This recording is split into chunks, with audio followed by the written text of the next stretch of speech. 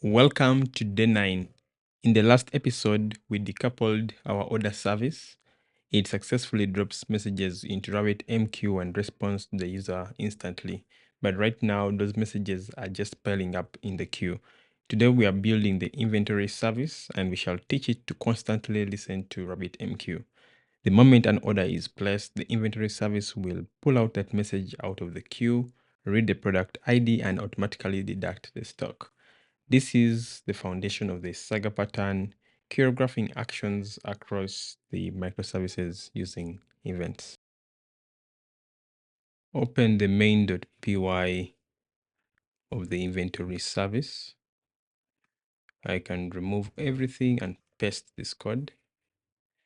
Find the link in the description to GitHub. Now, unlike other services, the core job of the inventory service isn't to respond to HTTP requests. And it's basically going to listen to a queue in the background. And inside our FastAPI lifespan event, we shall simply connect to RabbitMQ. Let me show you that this is the lifespan. So we connect to RabbitMQ and attach the order events queue. Then after that, start a continuous loop that listens for incoming messages. Of course, that is what RabbitMQ will do for us. And when we are done with that, then when a message arrives, we load the JSON and pretend to update our database. And of course, we acknowledge the message so that RabbitMQ knows it can safely delete it. So yeah, I have here some code to show you what is going on. So I have here the lifespan and I'll go through it step by step. So inside lifespan, we connect to RabbitMQ and await, okay, by saying await connection.channel and pick the channel. Then we ensure that the queue exists. Okay, lesson learned from the previous episode. In case of anything, yeah, we'll always check out and improve. Then the next thing is to listen to the process in background. Okay, and like you can see, it says process message, and process message is a function up here. Okay, and just before that, we yield. Then after yield, we have the cleanup work by closing the connection. So process message simply has that message received, and we say async with message process, and this automatically acknowledges the message if no error occurs. Yeah, so you see that we do a JSON.load to get the event data. And this is just for printing in case you want to see what is going on. You can check out in the terminal. Then we get the product ID, and this could be for anything you're working on.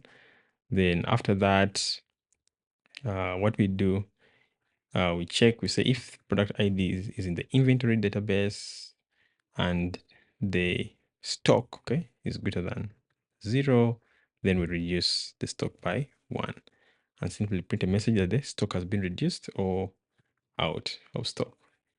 So, but you can replace this with actually calls to the database. So this is simply a way to simulate the business logic of reducing stock. Okay, like I told you, the goal of this is to understand the microservices architecture and how pieces and services work together. We need to package this service so it can join our cluster. And I will create a Docker file. So let me close these other files and then create its Docker file and then paste this configuration. Like you see, the Docker file is identical to our order service, and we use our multi-stage build to keep it fast and light. All right, this looks okay.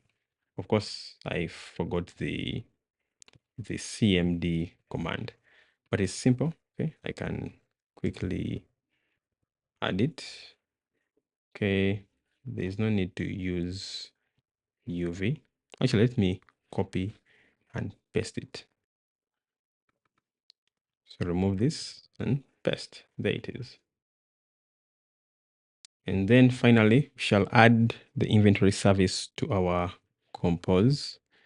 I'll go to compose.yaml, and at the bottom, I will paste the same usual config. Okay. And yeah, just make sure to use the same exact health check condition, which we implemented in the previous episode, so that it waits for RabbitMQ to be fully ready before it tries to consume it.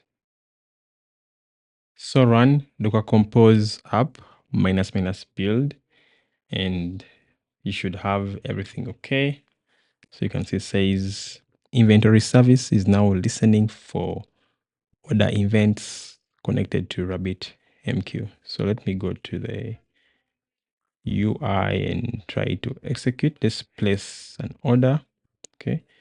And if you come here, it says received event, order place, product ID 12, user ID 14, status pending. Okay. Then it says out of stock or invalid product 12. That's nice. So if I run this maybe number of times, you should see, yeah, several of those messages or print statements that we expect to have. Then if you go to RabbitMQ, you'll see there's no stacked message. Everything has been processed. This is nice. All right, so what happens if the inventory service tries to process the message and crashes? Do we just lose the order? In day 10, we are going to build what they call dead letter queues and retries to make our system bulletproof. So make sure you like, subscribe, share, and I'll see you there.